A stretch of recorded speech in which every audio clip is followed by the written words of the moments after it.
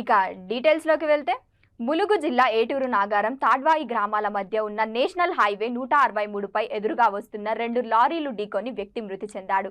ఇసుక లోడుతో వెళ్తున్న టిప్పర్ ఎదురుగా వస్తున్న లారీని ఢీకొన్న ఘటన టిప్పర్ డ్రైవర్ అక్కడికక్కడే మృతి చెందాడు.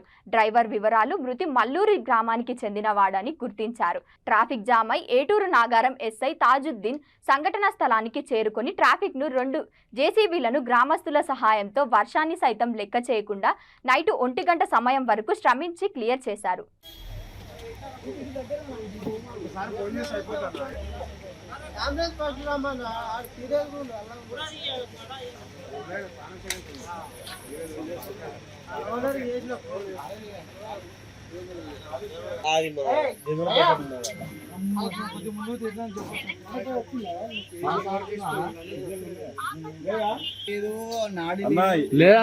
చెస్ట్ దగ్గర వస్తే కొంచెం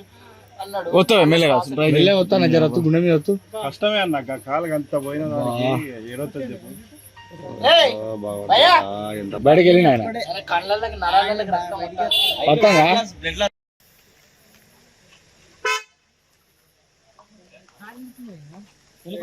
సార్ నమస్తే.